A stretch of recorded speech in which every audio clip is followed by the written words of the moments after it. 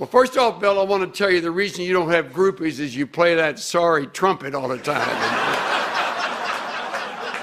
You know, we used to have a man on our faculty, his name is Harold Honer, and Harold always sat in the chapel right down here, right where the spit valve from that trumpet. And Bill would often turn that trumpet and play it right at Harold, and Harold just sat there so calmly and quietly, and people didn't know it, but he's deaf in that ear as a result of the horn Bill kept blowing on him. But gosh, retiring after all these years. Terrific, Bill. Thank you for all that good work you do. You're a great sport. When you retire, you can give up that trumpet too, I want to tell you if you want. Well, as you've guessed by now, they don't bring me here to encourage you academically. Though I really do believe in what you're doing here. And I do applaud you for pursuing your degrees. I have to say that this is a place of theory. It's a place of academia, and it needs to be. But there is nothing theoretical or academic about ministry. And therein lies the rub. And that's the reason I sometimes show up to address some of the reality unrelated to the academic world. I believe in what you're doing, and I applaud the plan as it unfolds. And I know in order to get a degree, you have to do a number of things that require academic discipline. In some of your cases, excellence. You are very bright people, and you wouldn't be here if you weren't. I have no sarcasm in saying that. I'm impressed with your ability and with this faculty to lead you into realms that you would not otherwise go on your own. But there is no required reading once you're out of here. There is no written testing once you're gone from here. There are no semesters. There is no classroom. But there are constant examinations. Not the kind a professor will give you and grade, but examinations on life. Because see, you can form habits here that are very destructive in a ministry out there in the middle of nowhere, when there are no longer professors to look over your work or those who keep the record of your accomplishments academically. You will not fail or be disqualified in ministry because of intellectual failure. You will fail because of character failure. That's where you'll fail. And nobody here wants that for you. But there's only so much a school can do. It doesn't do magic. And if you don't come with some things in place, if you're not careful in this dangerous place, you'll learn to fake it. And because you're capable intellectually and able to ace many of the exams, you can begin to believe your own stuff and think that that's going to qualify you for ministry, and it does not. In ministry, the secrets ultimately become known, as in a home. One of the great things about home is constant accountability from parents and siblings. None of them is impressed with you. And you know that. When you go, prophets without honor, right there at home. That's why I always shudder when I go back to Houston. It was where most of my roots are, and I remember our band instructor, Eugene C. Strand, looking at me with shock when I went back to campus to visit. He said, "You're supposed to be in Alcatraz." That's a nice gathering of thoughts there. But when you are in ministry, the truth becomes known. It isn't long before folks notice that you're discourteous or selfish, or you are envious, or you're rude, or you lack forgiveness, or you don't do well as it relates to sharing the credit that another person really deserves. Which made me appreciate this little piece I came across a few years ago. It's a picture of an old lady that's got a face like about 8 miles of bad road in Mississippi. And it reads, in a trial, a southern small-town prosecuting attorney called his first witness, a grandmotherly, elderly woman, to take the stand.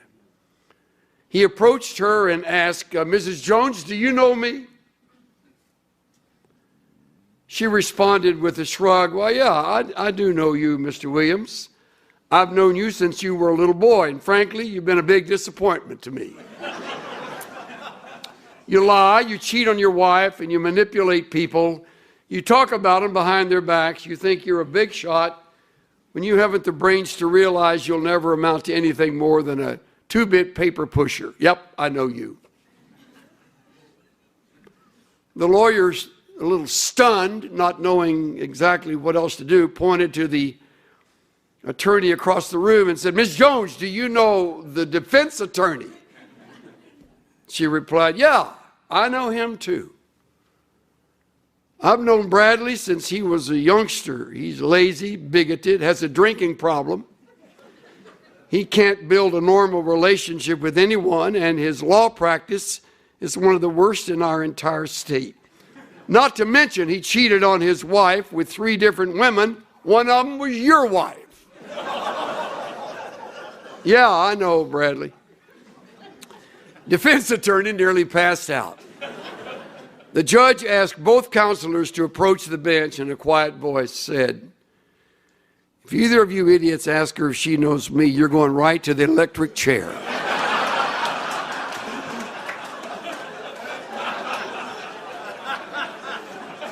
I like that. They get to know you in ministry, and they are not impressed. You're not there to make a great impression. You're there to exalt the Savior.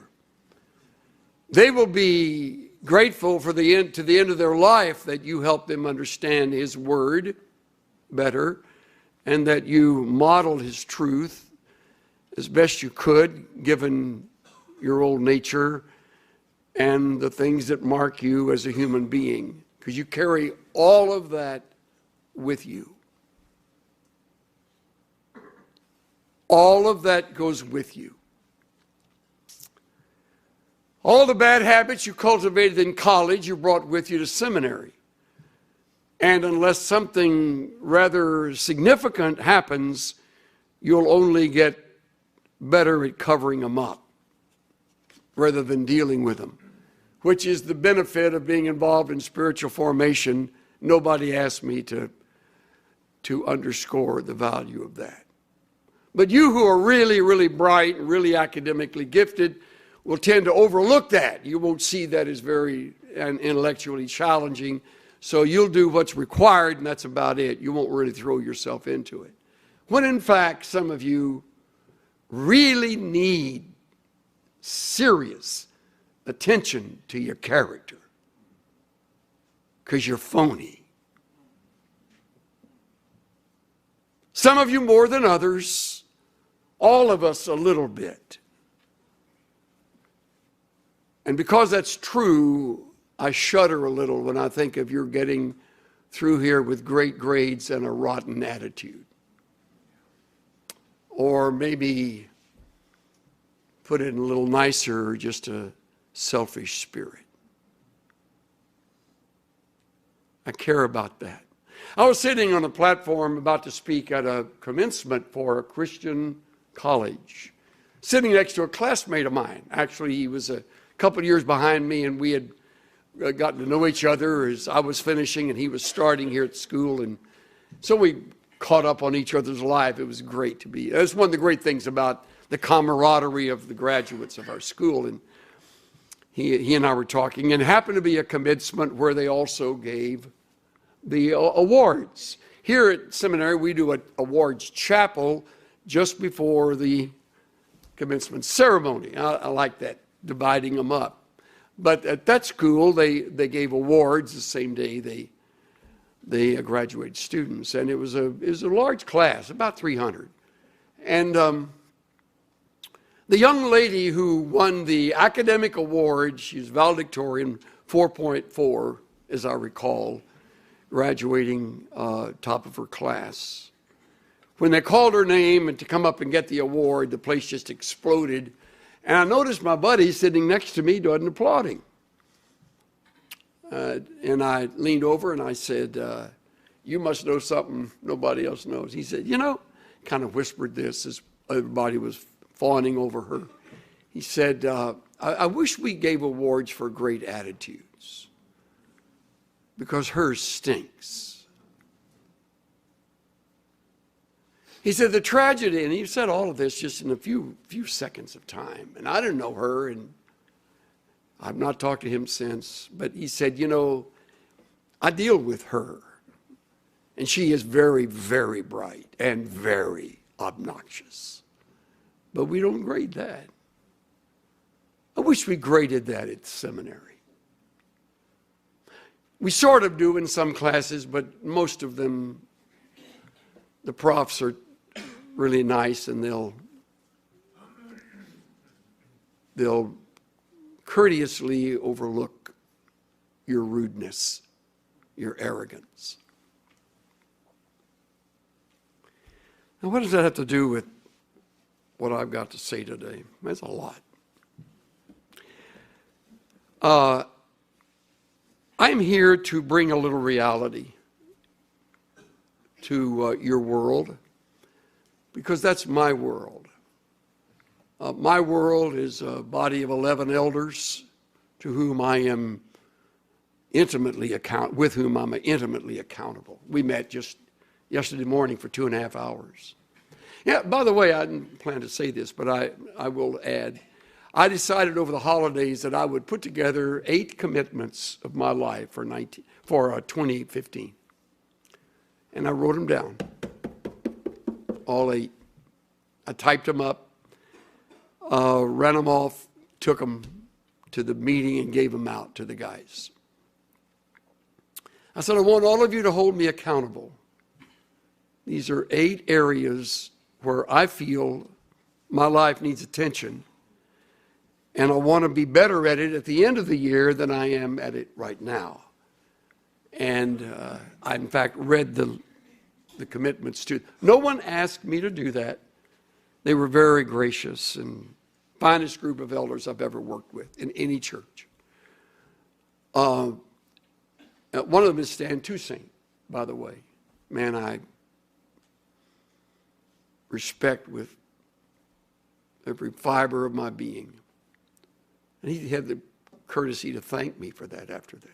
But I didn't do it to get thanks. I did it because I want them to know on the front end as the year starts that I, an 80-year-old pastor serving a church with a wide variety of ages and stages of people, I know that I can begin to slip. I know that I can get lazy. And I know that I can get away with things if for no other reason than my age or what little bit of reputation I've been able to build over the years. I don't want to do that. I don't want to get away with anything that is inappropriate and diminishes the glory of Christ and his role in my life and his work in my life. I have a long ways to go in areas like you do. So when I speak to you rather forcefully, as I have, I will always tell you the truth. I will never lie to you. And I will always address issues that are real issues. I don't make them up. Because you will be there when I'm dead and gone. And you will be there when no prof is there to correct a paper or to rearrange your thinking in an area where you're moving into error. That's why you can slip easily in ministry. If you're not accountable to those who hold your feet to the fire theologically. And if you don't read on your own, all your reading is dated.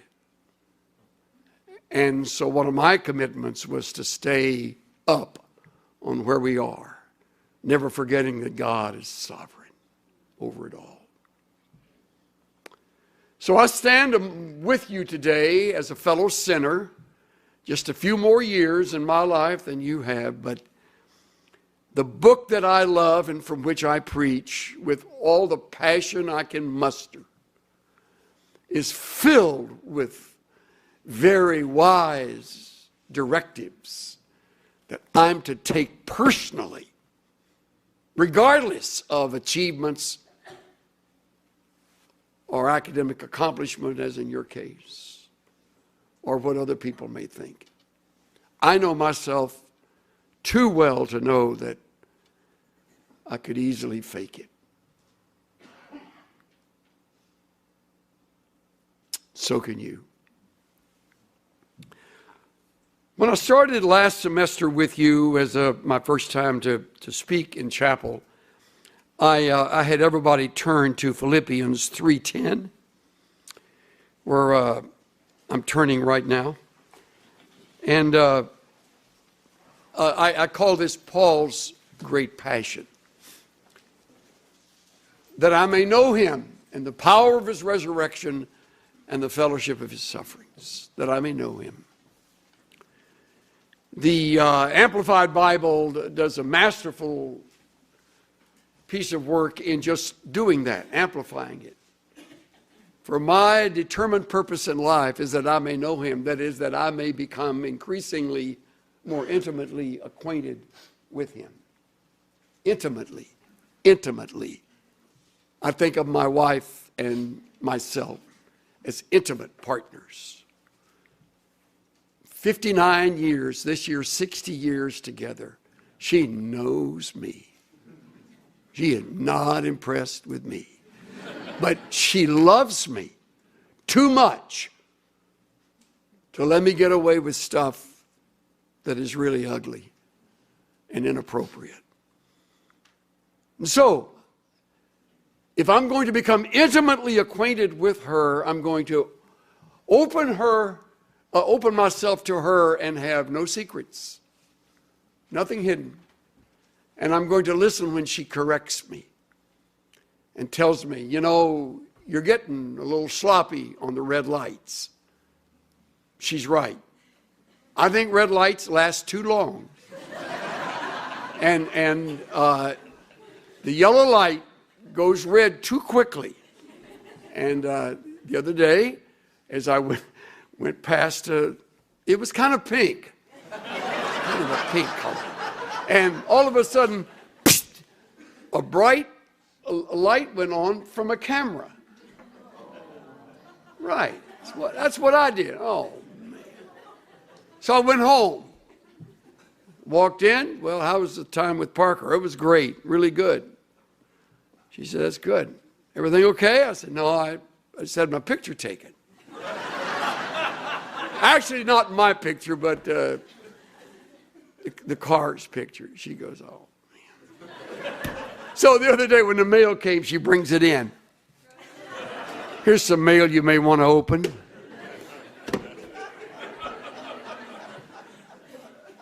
That I may know Christ so deeply and so intimately that I'm aware of the fact that I am impatient. And I don't keep that from you or anyone. I acknowledge it. I face it. I have nothing to lose by telling you that that is a weakness in my life. I will on occasion, unguarded moments, say to the Lord, just simple prayer, just hurry up. Come on, Lord. I've been asking you this for the last hour. As if an hour is an infinite. But he doesn't run my life, like I want it run. So I adapt to him. It's called submission, or one of the disciplines of the godly life, surrender. And it doesn't come easily. If we are to become intimately acquainted with him so that he really has the right to rule every part of our lives, then there's going to be a place where it's either my will or his will, and I have to learn to surrender. And so do you. I don't care how bright you are. I don't care how well you do at school. You fail to submit. You fight surrender. You're going to pay for it. You're going to make a fool of yourself. You're going to drive your kids away from you. And before long, you'll be grateful your mate is still with you because of the way you've been acting. See what I'm saying? This stuff at Dallas Seminary, as magnificent as it is, I don't know of a better place to train for ministry. They don't train you in being patient. That's kind of a byproduct that they hope you will get hold of, but if you're not careful, you won't. And you came greedy, you'll leave greedy. You came lustful, you'll leave lustful. But the problem is, the brighter you get, the better you get at wearing the mask and covering it up and acting like that's not a battle. Ministry will bring it out. Now, whatever may be the ministry, whatever may be the realm of ministry, maybe serving in some mission thousands of miles away, it'll happen there. Maybe a parachurch ministry, perhaps you'll be used in the realm of the arts, it'll happen there. You may step into a local pastoral role as an assistant or part of the staff or a senior member of the staff. And they'll really know you.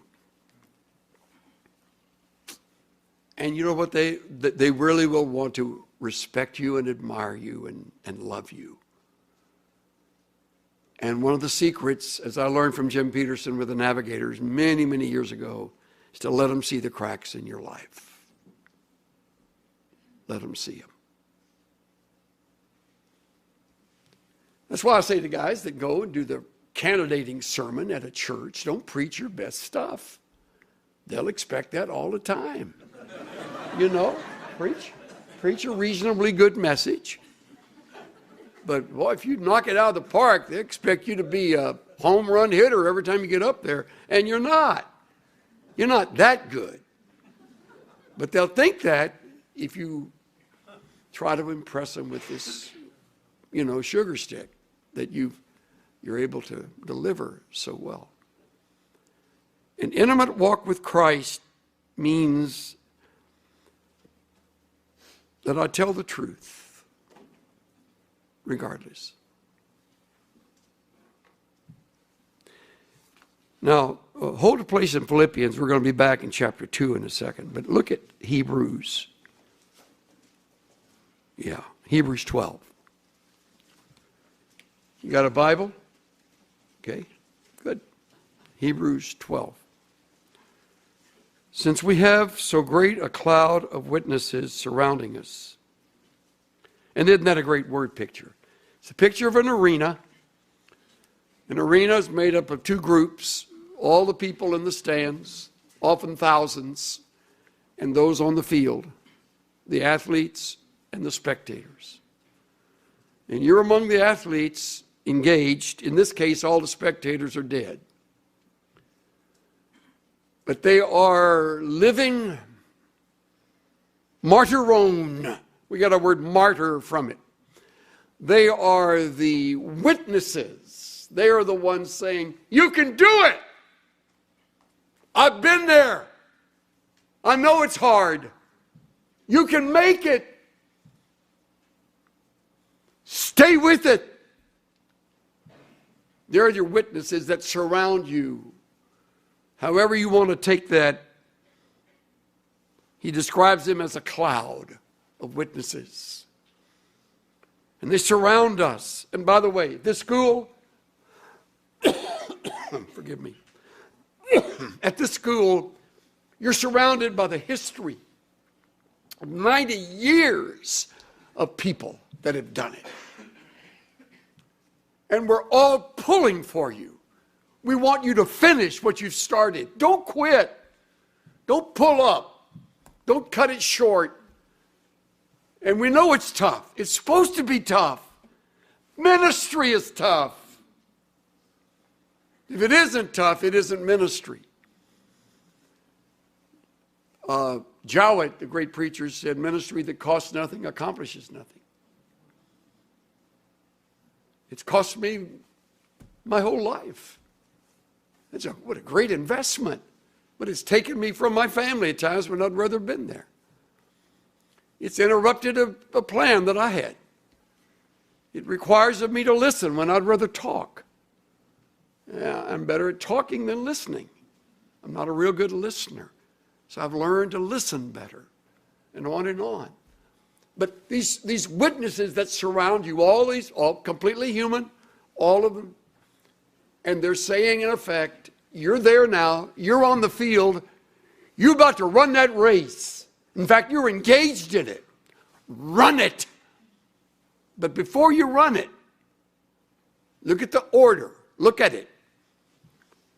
Let us lay aside every encumbrance. That's before getting in the blocks and taking off on the relay or the race. You've never seen a runner keep the sweat clothes on at the time of the running. You strip down to the bare essentials, and you get rid of those things that are entangling us. Encumbrances. That's what I've been talking about. Lying is an encumbrance.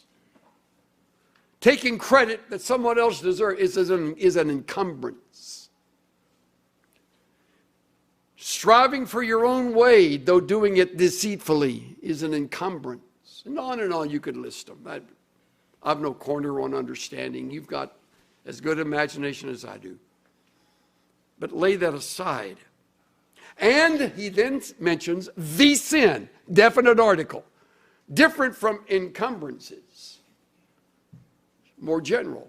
This is the sin. I think in context, it is the sin of unbelief.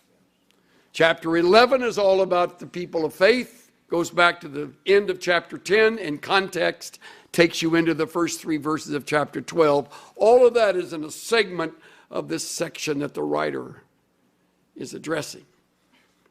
But the sin that besets you and me is the sin of unbelief.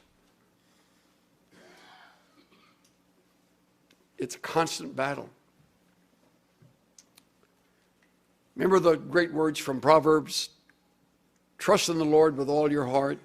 Lean not to your own understanding. Remember those words? In all your ways, acknowledge him, and he'll make your path straight. Remember that? You memorized them when you were in Sunday school, or maybe a vacation Bible school, or perhaps with some group you were meeting with. Proverbs 3, 5, and 6. All your heart, all your ways. Big as life. Stands out. Trust him with all your heart. This seminary course that you're taking right now and every time you are back here, every semester, will be a test of your faith. Trust God. Trust him. He will not let you down. He will not give you your way. He will not say yes when you need a no. Trust him to lead. Trust him to provide. It is the sin that easily entangles us. So I surrender to him out of trust in him. And he's there And he won't let you down. He doesn't speak audibly, so you don't always know what his agenda is. It's different than you thought it was. Unless you're very unusual, you missed it by a mile. Because your training won't lead to where you think. It will lead to where he's planned. And for each one of you, that's a unique destination with a unique set of experiences that you will go with. My experience at this school, 4 years, is like no other person I've ever visited with. There are similarities in places, but the details are different. Your details are different. Cynthia learned things as a result of being with me those 4 years that we still talk about. And on I could go. But each was, it seemed, was a test of our faith to trust him. Trust him. Lean on him. You're worried about finances. That means you're not trusting him. Your worry is draining you of energy that you need to apply to your studies, to your work, to your occupation, to your home and family, if you have one here. That it is the sin that easily entangles itself around us, and it besets us. The easily besetting sin. Trust him. Trust him. Listen to Dennis next week. Outstanding representative of the Lord Jesus. Good friend. Dennis and Barbara, all the stuff they've gone through. He has things to teach you. Trust the Lord to speak through his mouth, to say things. Don't miss that week. Or think it's a time to kind of hang out elsewhere. You be right here. Drink that in. Some of the best stuff we got in my years here, we got from what we call then the Bible Lecture Series or the Spiritual Life Week. And I can quote lines that I heard that came from those who spoke here. What a privilege to hear Dennis, who comes to you to deliver this. It's all part of your training. But you're arrogant. And you're self-sufficient. And you're bright.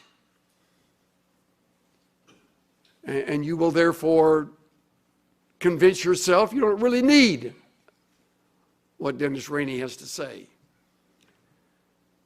You do need it.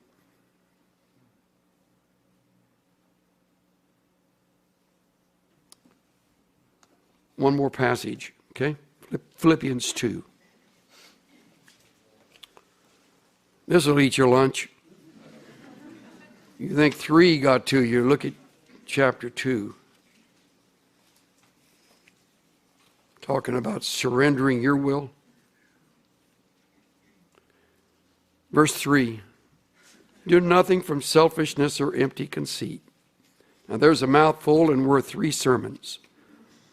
Do nothing from selfishness or empty conceit, but with humility of mind. Look at this. This is for you, seminary students. This is for me, preacher. This is for you, faculty members. This is for you, administration. This is for all of y'all. Do nothing from selfishness or empty conceit, but with humility of mind, let each of you regard one another as more important than himself. That's a tough assignment. Doesn't mean just holding the door open so somebody else can walk in before you do. Though that's a courteous thing to do. There's a word borrowed from German for the pleasure we take in the disappointments and suffering of others. It's Schadenfreude. Schadenfreude is the basic principle behind 90% of reality TV. The opposite is a specific kind of jealousy. Listen to this. This is the story of your life in ministry, unless you're going to be really different. Being depressed by the good fortune of others. Envy is an ugly emotion and an even worse lifestyle, And it doesn't get any less ugly when you try to accessorize it as idealism, pretending that your jealousy is a sense of justice or fairness, for example. Unfortunately, it is the common lot of mankind not only to covet your neighbor's ass, I'm using the term biblically, he says it here, but also to be annoyed and irritable if he has an especially nice one. I learned this one afternoon in a hotel room in Washington, D.C. An acquaintance of mine had recently published a quite successful book and was getting both good reviews and healthy sales. As it happened, the author deserved all of this success because the book was well done, timely, and an important addition to the public debate. So I was depressed. A recent book of my own on a similar subject had not been nearly as successful. So watching the other author's celebrity was a bit like a root canal for my ego. My relative lack of success was in no way caused by the other author. And his success took nothing away from me, but I was nevertheless in a deep funk. I also had a decision to make. As it turned out, he was having a book signing party at a local Washington bookstore that evening. Should I go? The question made as much sense as, how would I like a hot, sharp stick poked in my eye? But I thought about it. Youth has its passion, but age has its bitterness. Whoa. And frankly, I didn't like the way it felt. First of all, it was pointless. What good did it do me to be depressed about someone else's success? It's one thing to be down about your own failure, although you shouldn't dwell on it. But what possible reason would you have to wallow in self-pity over someone else's good fortune? Isn't that a good question? More good stuff he writes, but that's one you're going to have to fight. I don't know of any sin more subtle or more famous in ministry than envy. You'll fight it constantly unless you're really a cut above. And if you are, I admire you. To applaud the success of a classmate, to graduate and to know what kind of a classmate he or she was, and then to see that success wash over them when you really may have studied harder or maybe even made better grades. But success doesn't come to you like it comes to her or to him, and you're going to fight that. That ugly envy will emerge again and again and again until you finally look yourself in the mirror and say, knock it off. What an ugly way to respond to this brother or this sister who deserves every bit of the accolades that she's receiving. Don't do anything from selfishness or empty conceit, but with humility of mind, regard each as more important than himself. Don't merely look out for your own personal interests, but the interests of others. Practice that at DTS.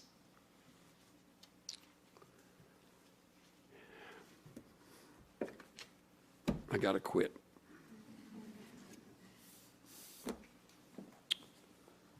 I wish before you leave you'd buy a copy of The Valley of Vision.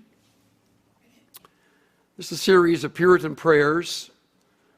This is my second time through it. I've about worn this one out. I wore out another one, so you know it's worth reading. I read them from time to time. Very eloquent words that maybe sound dated but have a relevant ring to them. And I close with these words. I'm a shell full of dust, made anew by an unseen power of grace. Yet I'm no rare object of valuable price, but one who has nothing and is nothing, although chosen from thee, of thee from eternity, and born again. I'm deeply convinced of the evil and misery of my sinful state. of the vanity of creatures, but also of the sufficiency of Christ. Now listen closely. When thou wouldest guide me, I control myself.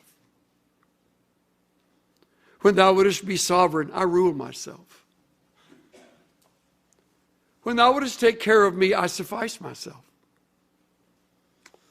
When I should depend on thy providings, I supply myself. When I should submit to thy providence, I follow my will. When I should study, love, honor, trust thee, I serve myself. I fault and correct thy laws to suit myself. Instead of thee, I look to man's approbation. I am by nature an idolater.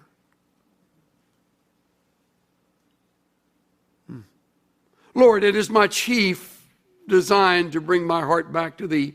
Convince me that I cannot be my own God or make myself happy, nor my own Christ to restore my joy, nor my own Spirit to teach, guide, and rule me. Help me to see that grace does this by providential affliction. For when my credit is God, thou dost cast me lower.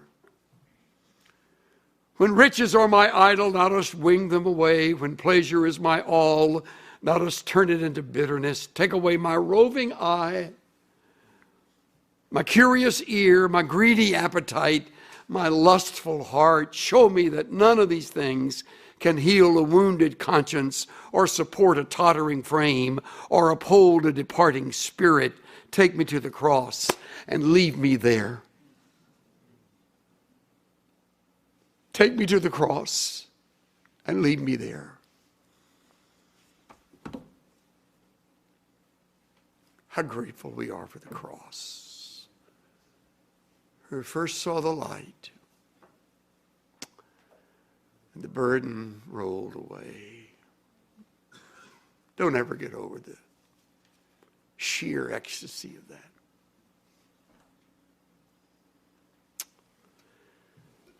Lord, change is in order, and I'm first in line. After all these years of knowing you and walking with you, I'm just now learning some of these things. And I'm ashamed to admit that I'm like a juvenile in some of these things. I'm just learning them. And you've been faithful to work with me all these years. You've used 4 kids and 10 grandkids in my life. You've used affliction and confrontation from brothers and sisters. You've reproved me, and I'm just now getting it. Give me a few more years, Lord, to live it out. I'd like to show you how much you mean to me. Keep me at the cross, where change comes only from you. Change.